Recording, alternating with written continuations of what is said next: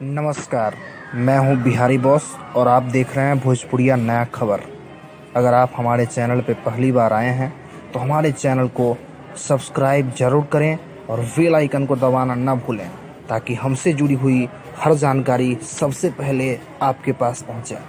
तो चलिए बिना देर किए हुए आपको आज बताते हैं भोजपुरी के एक ऐसे सुपरस्टार के बारे में जो कि किसी भगवान से कम कभी भी कोई काम नहीं करते हैं। जी हाँ, वो शख्स हैं आपके चहेते सुपरस्टार खेसारी लाल यादव।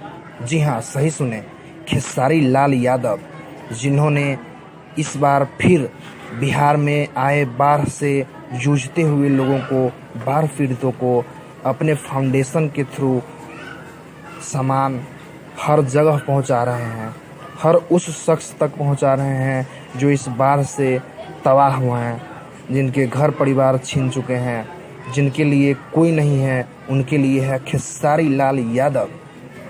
जी हाँ, ऐसे ही अपडेट और न्यूज़ के लिए हमारे चैनल को सब्सक्राइब करें और हमसे जुड़ें। धन्यवाद। नमस्कार, मैं हूं बिहारी बॉस और आप देख रहे हैं भोजपुरिया नया खबर। अगर आप हमारे चैनल